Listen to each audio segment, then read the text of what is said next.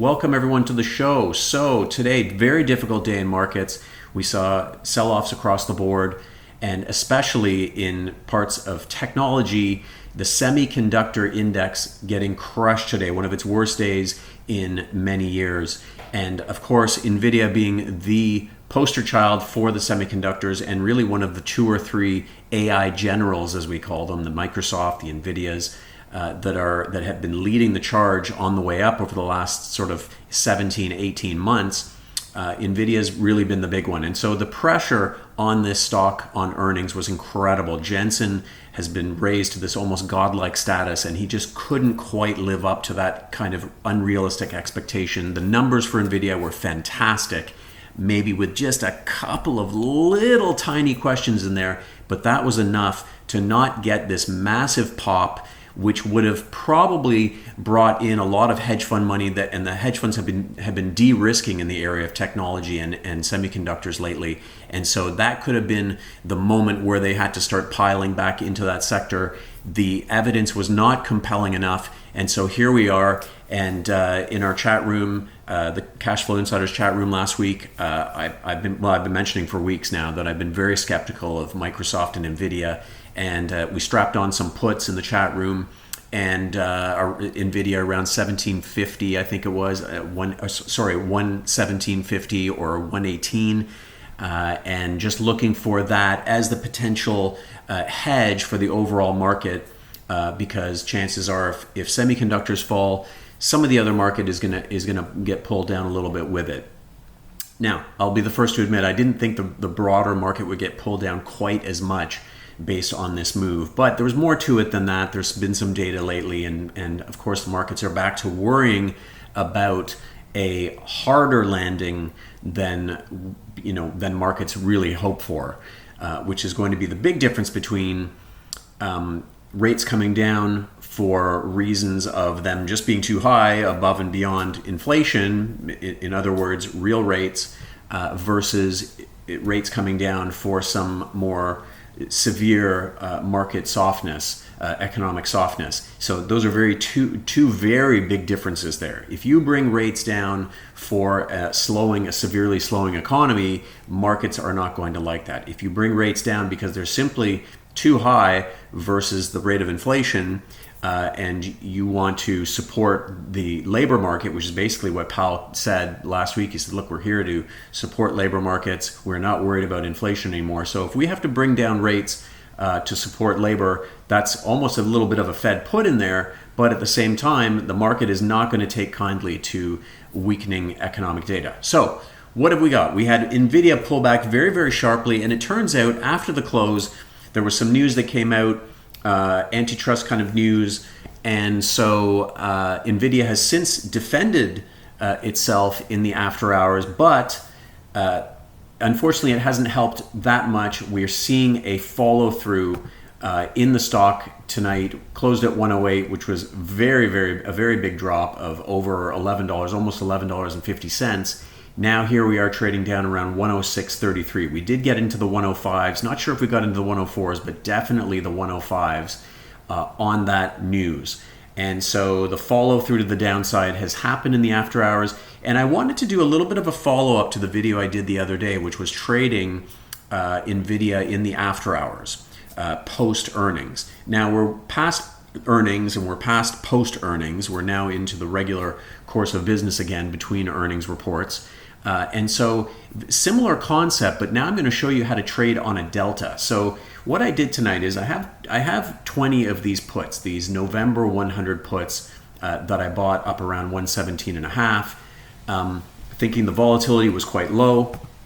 If you have some charting software that you use, you can see that after earnings, oftentimes, almost every time, they bring down implied volatility, meaning option pricing, general option pricing in the short term. They bring it down very, very sharply. So we got back down to around the 51 level in terms of 30-day at-the-money implied volatility. That doesn't take into account some things like skew, out-of-the-money puts and calls, but at-the-money 51, which is not the lowest we've seen. We've certainly seen lower down around 35, 36. So 51 is by no means rock bottom, but it was pretty decent. I thought, well, that's a pretty good spot going into September. A lot of questions there. September weakness, FOMC coming, NFP, a lot of very important data coming up that is going to influence how Powell makes his decisions over the next couple of weeks. So thinking this might not be a bad place to have a little bit of a hedge, bought these puts, and I want to show you how they look. So today we had a big pullback from that. Let's widen this out a little bit.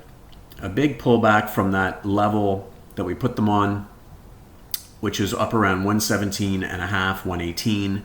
And at that point, we were looking at a pretty significant theta of minus $100 per day. So remember, with long options, whether it's calls or puts, you're going to have a negative theta profile. So this is going to cost you, unlike option sellers who like to generate that theta decay, they like to benefit from that theta decay, which is going to show you a positive theta number. In this case, you're long a put, so you have a negative theta profile, which means you're losing $93 a day. Now, this is going to change over time. This is not static.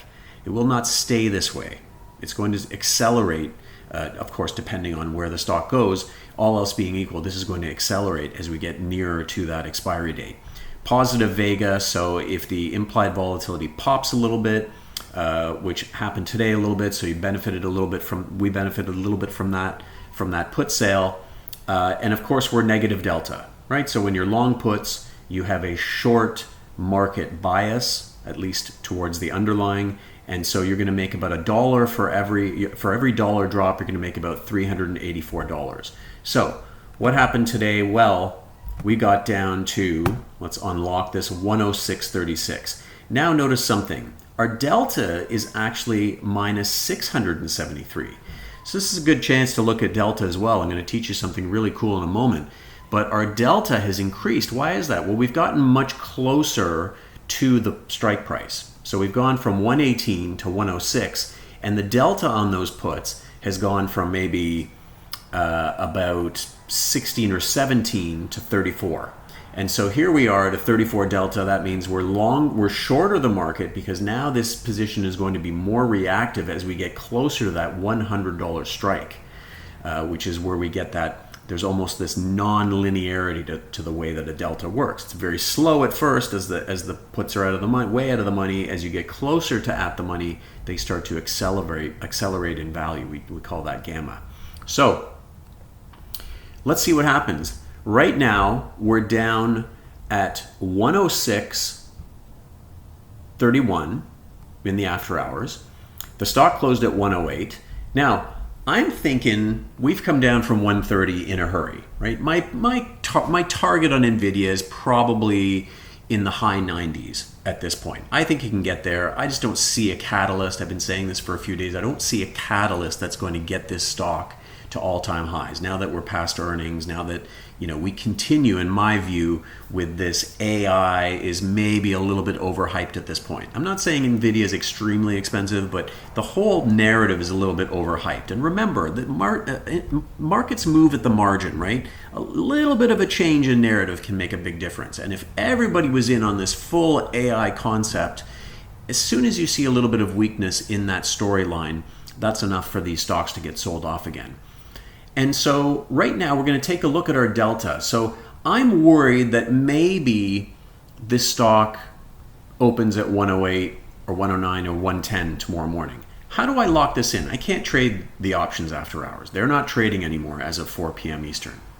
So what can I do? Well, what I can do is I can trade on a delta. So let me show you what the delta looks like.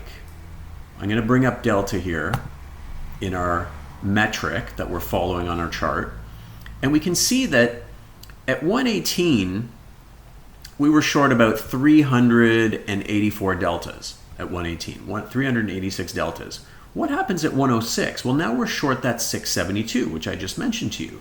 Now we're short more deltas. Well, if I'm worried that this stock may bounce in the morning and I can't trade the options, what I can do is I can buy stock on a delta. Now, make sure you have the money if you're going to do something like this. You have to make sure you have the cash in your account in order to be able to purchase this stock, because that's quite a bit of stock. So I'm going to assume you have it and you're aware of this fact, and I'm going to tell you that I have it. So I can go in here and I can buy 672 shares in order to bring this position into a neutral position and hedge myself for the move that's happened in NVIDIA today, all the way down to 106.15, which is where I just bought the stock. I'm showing you guys what I can do here, but I bought the stock earlier, 106.15. It's slightly higher than that. So let's add in our 500 or 670 shares and see what this looks like. Okay, so now I want you to notice something. I've bought 670 shares because that's what my delta told me I could buy. And my delta is what effectively gives me an idea of my exposure. If NVIDIA continues down tomorrow, I'm going to make $670 for every dollar that it drops. And that's going to increase as we get closer to the strike price, but let's just assume it's 670. However, if NVIDIA rallies to 110, 112, if they sort of shrug off this news and something happens overnight and we go to 110, 112, I'm not going to be a short delta, right? So I'm going to give up this potential of being able to hedge myself right here at this price. And the way that I can go delta neutral in order to take movement risk out of this position is by buying that 670 deltas. And what happens here? Look what happens when I buy that 670 deltas. I'm now almost zero delta, right? So if I take out the stock that I just bought, you can see that I'm short 672 deltas. I buy 670 shares, and right away I'm delta neutral. So now let's think about what we've done here. We've effectively, by buying the required amount of shares to cover the entire short delta, we have gone to a neutral position on this put position. I've bought enough stock so that if the stock rallies tomorrow morning, I'm not going to give back, in theory, any of the money that I'd made up to that point of 106.30. So whatever the puts closed at an underlying price of 108, and they would have jumped a little bit more versus 106.30, I'm locking in that price, all else being equal. I'm assuming that the implied volatility isn't going to rise or drop, especially if it drops. Then I may not lock in the full amount, but what I'm doing is I'm getting as close as possible to covering this particular movement risk in this position. So what I'm saying is, look, I can't trade these options in the after hours, but what I can do is I can buy enough stock so that I'm not going to really be hurt if this stock runs up $3, $4, $5, $6 tomorrow morning. Now, you're probably wondering, well, what about, Hans, what if the stock continues to go down? Okay, if the stock continues to go down, I'm going to lose money on the stock that I've bought in the after hours tonight, but I'm going to continue to make money on the puts that I'm long. And in theory, the amount that I make on the puts is going to compensate for the amount that I lose on my stock. And so the meaning is, if this stock opens at, say, 103 tomorrow morning, what I can do is unwind the entire position. So I can sell out my puts at what is probably quite a bit higher a level than where they closed out tonight after the close, right? Because the stock was at 108. So if the stock opens at 103 tomorrow, I'm going to benefit from an increase in the value of those puts, especially if the implied volatility continues to rise in NVIDIA. I'm going to benefit from that little bit of Vega, right? So remember we talked about Vega. If I get, say, a 1 or 2 or 3 point jump in NVIDIA volatility, could be even more than that. If the stock opens at 98, 99, this vol is going to jump quite a bit.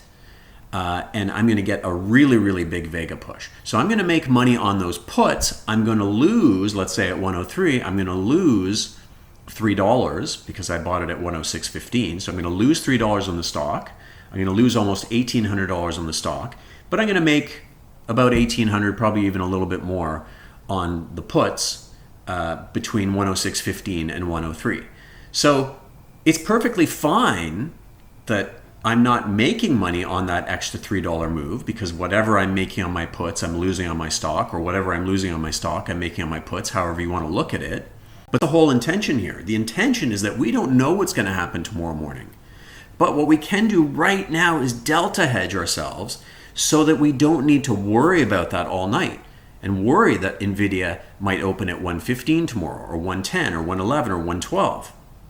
Some fantastic news opens at 122. Who knows? Anything can happen.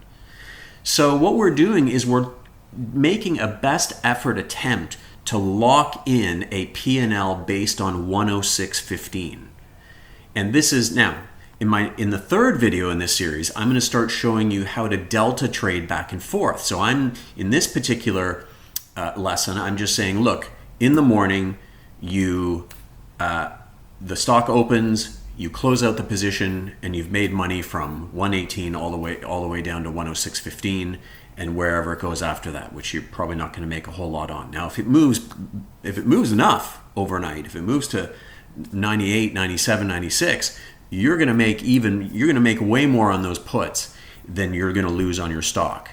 And that's something we call bend. And I'm going to get into bend in the third lesson, which is where we hold on to this position and start to delta trade, gamma trade against movement in this underlying.